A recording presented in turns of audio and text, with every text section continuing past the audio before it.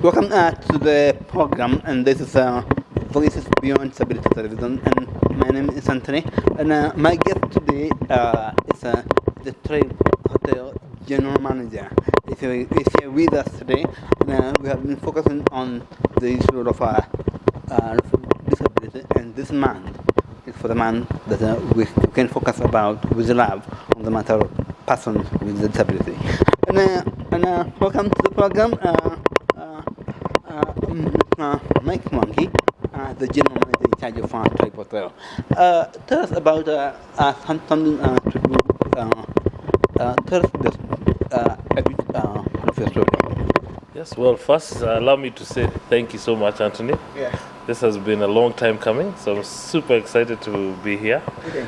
And it's a very important thing to tackle and be able to look at and discuss, as many of these issues sometimes are not an issue that you want to discuss. It's not things are sometimes considered even taboo. So my story is I'm actually an epileptic patient. And I say epileptic patient, but I should actually say a person with epilepsy. Yeah. And so that is my disability, and it's something that I have been with since the year 2006, and have survived with it, and have worked with it, and been able to learn about it, and also be able to look at other people with it, and also be able to help patients who have it. So that's my story. So, I would like to know where did you go to school, or how do you manage all this point? I mean, where did your journey start?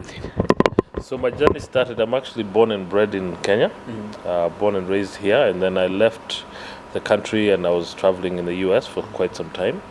I was been away for about 28 years, and then I came back in December 2020. You went for study or you went for work? No, school and work. Oh, wow. School and work. It was actually during my time in high school when I got involved in a really, really bad car accident. And with that car accident is what later on, being that it was a very traumatic, with the head trauma part of it, that's how I developed my epilepsy. So as we speak about disabilities, one of the disabilities that I have, and I've created awareness for it, is the disability of epilepsy, which was developed while I was in high school after a very bad car accident. And from the car accident, it became a head trauma, and then it actually did not start appearing until about a year later. And it was discovered because I actually got the seizure while I was driving, and someone saw me get the seizure and decided to stop and explained to the medics what had happened, and that's how I got diagnosed with it. So as you can imagine, as a high schooler, this was a very difficult task for me to maintain, because obviously now I had to start taking medication. I started having to, my diet had to change, my ways of life had to change quite a bit, because as many of our viewers know, that seizures are developed through stress, anxiety, lack of sleep, and then of course, surrounding work environment, all of those things are things that induce this. So, as you can imagine, now being the general manager of a big establishment like this, all of those things that I said all come with it, right? So there's stress, there's lack of sleep sometimes because you're trying to run a hotel. Sometimes you're anxious because you're anticipating some big groups and people coming into the hotel. And so having to live with it and learning how to live with it was very, very important. And now being back in Kenya, I would have to say one of the things that really is thoroughly impressing to me is the fact that the awareness is there.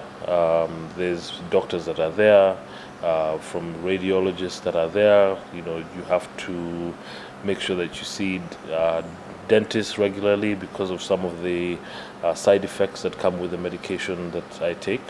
And so all of those things and that awareness and seeing that being here is very, very impressive, because at the end of the day, it's something that I need to live with. I certainly cannot look at myself and say I have this condition and it has to stop my life.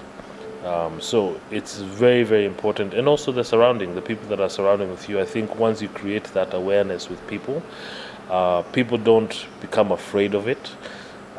Because sometimes you can imagine if someone was to have a seizure and some of the reactions, you find sometimes when people have them, you're surrounded by people, which is also can induce it a bit more, because now when I see people nervous, then I get nervous more, and then it just makes me go into the epilepsy even quicker. So creating awareness, like even with the work support, my team knows that the condition I have. My family very well knows the condition I have, and it's nothing that it should be embarrassing. It should be something that I should be able to live life with.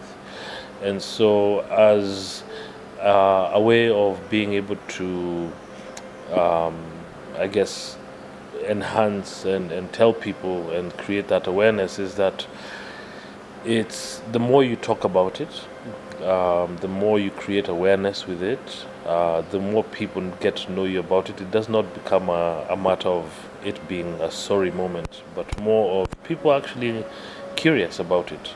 You can create that awareness by even bringing doctors to an environment, because as you can imagine, as time has gone by, just like with many different diseases, we went through COVID, we went through all of these other things that are going through.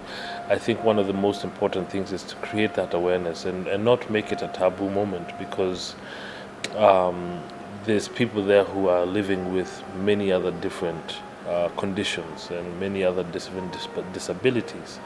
And I think disabilities in the society are norm. There are things that we don't choose to have these disabilities. We don't choose to be blind. We don't choose to be deaf. We don't choose to be having disabilities of even smell and all of these. Your five senses.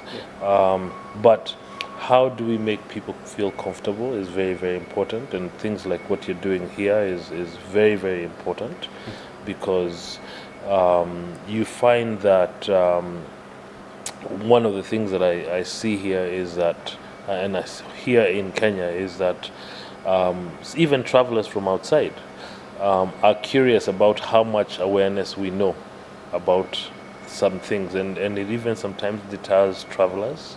You might see even people who have things such as MS, people who have certain disabilities where they cannot walk, they're on a wheelchair, and all of these things, of which my family is made up of all of those different types of disabilities, but we have learned from each other and we have made it. Mwangi, maybe you can tell us what is epilepsy. So, by medical definition, and I'll read it here as it is, epilepsy is actually a disorder of the brain, which is characterized by repeated seizures. A seizure is defined as a sudden alteration of behavior due to the temporary change in the electrical function of the brain. How did you discover that you have epilepsy? So I discovered it actually on a hot day. I was actually just outside washing my car, and I actually just fainted.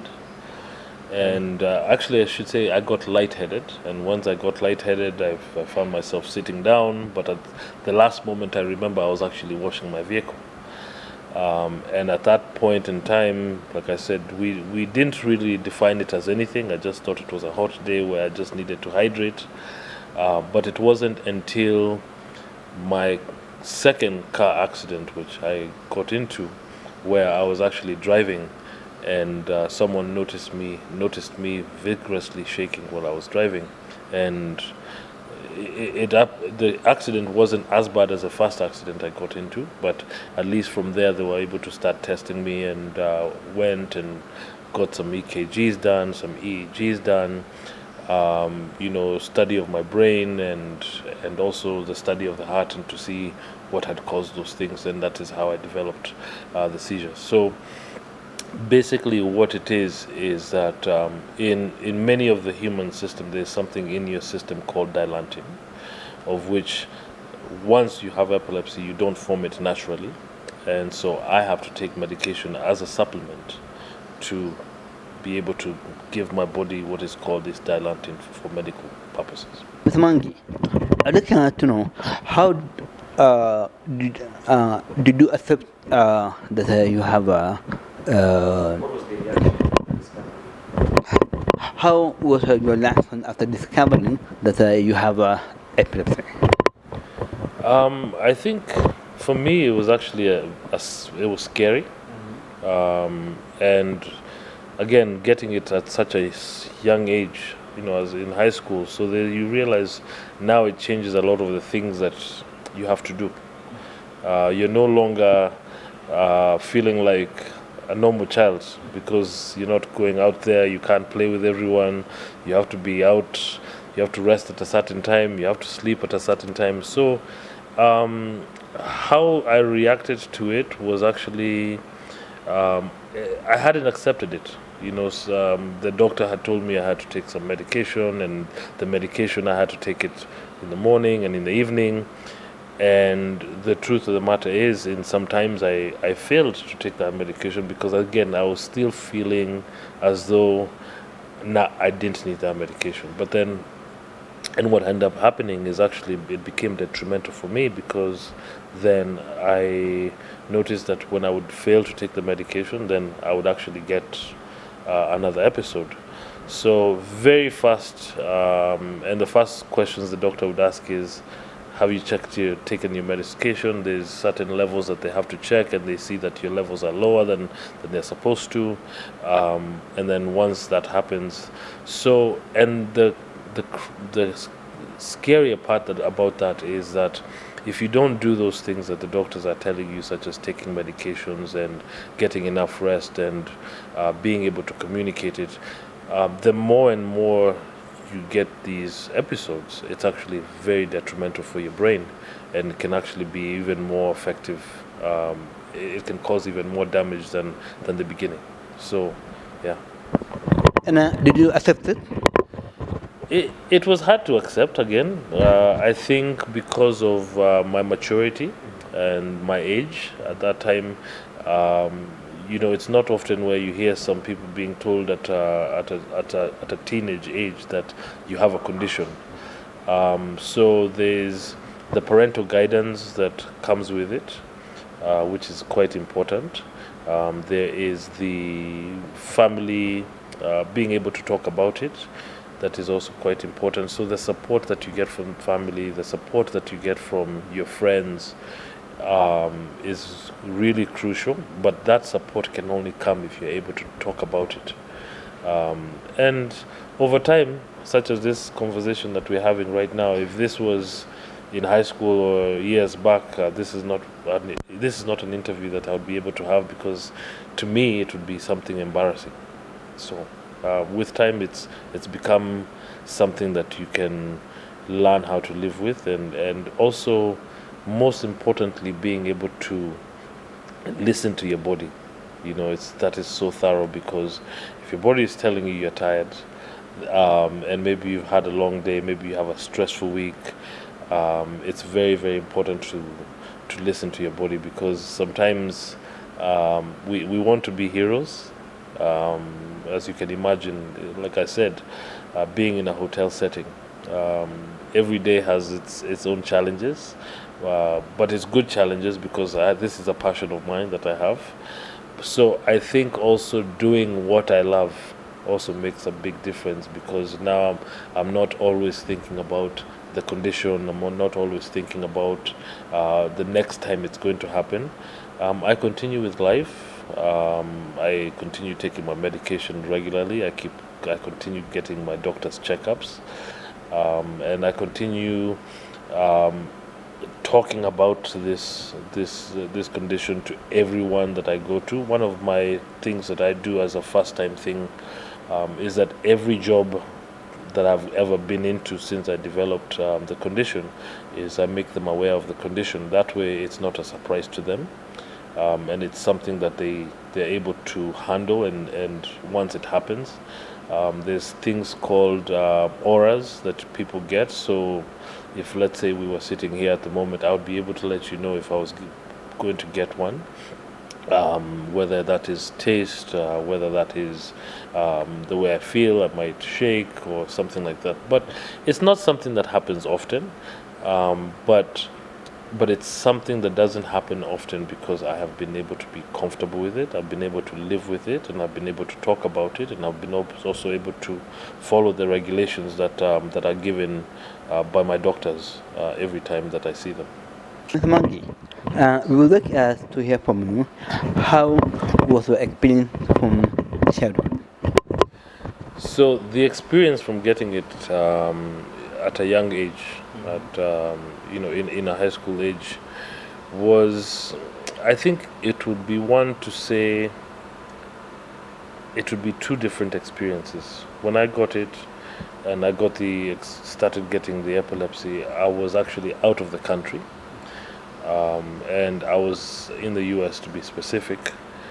But what you find is that certain conditions, actually all conditions, are very, very, very well accepted, and in terms of treatment and in terms of the awareness. Now, fast forward, I come back to Kenya, and I say maybe it would have been different for me here because it's something that even now you hear when I might say to someone, and you can see the first thing they do is that they get very scared. Immediately, they might treat me a little differently, and maybe I've been having a conversation with them, or they feel automatically that something could happen, and they want to ask me, so what would happen if you got it right now? What would happen? And it doesn't just happen. But the experience here is a bit different because, again, it's not something that people like to talk about, and that is why I think having that awareness is very, very important, and going into letting people know that it's something that you can live with, it's something that you can teach. Now that it's become such, there's all sorts of things in terms of treatments. There's stories that you've heard even with young kids who get multiple seizures in minutes or hours, and there's been treatments of which right now haven't been approved here. Some of them even come from, to be honest, and very sensitively, even from the injections and extractions of even medical marijuana, to be honest, which we have actually seen work in the US. But it does happen, and that comes from extractions, and I don't know exactly the medical part of it, but there is. I would urge everyone to go and look it up in terms of how treatments have evolved, how the awareness helps, and also how medication has evolved. Because like now, if I say, when I first started getting the seizures, I was on one medication which had quite a bit of side effects. Some of those side effects became an enlargement of my gums, and that's why I also had to make sure I see a dentist constantly. There's the way in which, like now, there's also a medication which currently I'm on is what is called extended release, which means that throughout the day, that even though I take the medication in the morning, it's constantly releasing those forms of dilantin levels throughout the day, and it helps with ensuring that even with the next day and months to come, that I'm still able to have those levels in the right places. That way I can be able to function in every way like everyone else can function. Mr. Mwangi, what has been the worst experience that you have ever got into here? I would say the worst experience I've gotten into is when I came here on vacation and I actually got a seizure. And it was the worst experience for me because I wasn't sure about how I was going to be treated. I wasn't sure about whether the medical staff was going to give me the same sort of attention as what I was used to while I was back home. Well, this is back home, so back home at the time. So it was a worse experience because of the fear of the unknown. But per se, in terms of it being a bad experience through that process and getting there, of course, it's not something that you want to encounter when you're at home visiting family and you're here to have a good time. But it's important to also indicate that even that good of a time, sometimes it's also something that you have to monitor yourself on. Again, because there is certain limitations that you have, whether things such as drinking, whether it's things such as even how long you can hang out, how late you can stay out. All of these things are things that affect you. So, but again, they become learning experiences because you see, this was something where I was here having a good time to come see family, but again, it affected me because I was not taking care of myself to that point where I was supposed to because of the excitement, of course. And these are things that are going to happen to people. These are things that people are going to experience. But it's, again, if you are very, very mindful of these things that are being told of you, and you're being very mindful of seeing the doctors. And what I was really, really impressed with, even that being the worst experience, getting something on vacation, is that the awareness was there. The doctors still saw me the same way I wanted to be seen. They knew about the condition. They knew about the drugs that I was taking. They were able to give me comparable drugs that are here readily available. So it's sort of a bad experience that was turned into a good experience because, again, of the awareness that is there. Have you ever got someone who is looking you down? Yes, it has happened. But again, I think that is because of quite frankly, I think it's just due to ignorance. I think when you're able to be conversant about something and when people don't want to learn about something, that creates a lot of ignorance. And in this particular situation, it was because of someone who I was seeing who at the time didn't know about the condition, had read from places that are not viable resources about the condition. So for them, what they thought of the condition and what the condition was were on two different spectrums.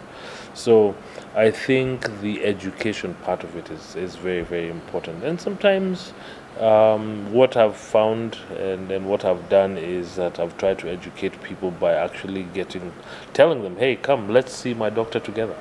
So you can ask the questions that you may want to ask, and now this is a medical expert being able to tell someone that. And so I encourage that to be not only from a personal standpoint, but also even from a family standpoint. Someone who may have a condition, there are clauses out there in terms of the patient confidentiality and what you can share. But I think I would be speaking openly and candidly when I say that medical staffs who are out there will be more than happy to answer those questions. And there is no question like a dumb question or a question that is not a good enough question. There's a lot of questions. Even to this day for me, Anthony, I still read things about the condition that I learned from. and this is, I've been having this condition for over 15 years, but I'm still learning and I'm still asking questions, and that is the most important thing. Come back, Mr. Mwangi. I'd like to ask you,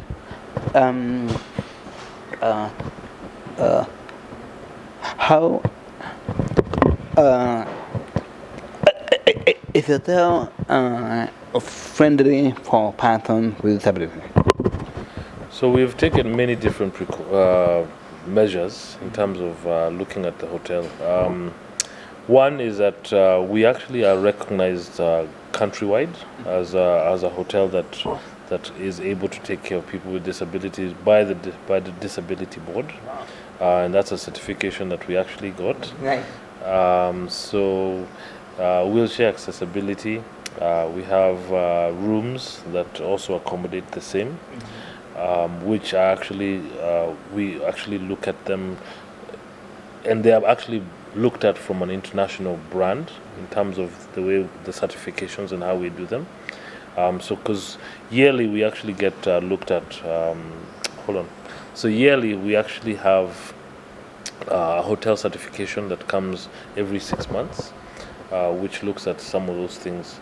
The hotel, being that the hotel also caters not only to the local market but the international market, that is very, very important for us to have.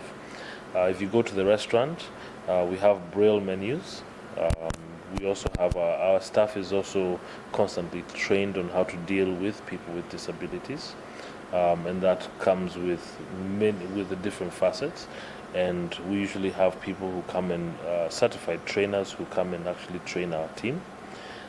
So we've taken different measures. We have relationships with a team that has even vehicles that can accommodate wheelchairs. So there's many different measures that we've taken, and we're still open to suggestions. So sometimes we'll have. There's our telephone system, which also has the capabilities of being able to communicate through the TTYL capabilities. And what usually happens is that hotels will get guests who call and ask, can you accommodate this, or what is the special accommodations? We also accommodate what is service animals as well. In the hotel, which is also important because we understand the service animals are direct partners of people with disabilities as well. So we're open to so many different things, and it's always good to see someone who comes into a hotel with the expectation of maybe they might not have a comfortable stay, and then all of a sudden they leave feeling that they've been feeling welcomed, they feel wanted. And most important, they feel as though that they are part of home. That's really important for us. Thank you very much for joining us, Mr. Mike Mwangi. I really love your story, and again, I understand. I like your story. Has been a very good to be with you here. As the tribe general manager, the tribe general manager, and I like the move. Thank you very much. No, thank you so much. Thank you so much. Much appreciated. Thank you for doing what you do.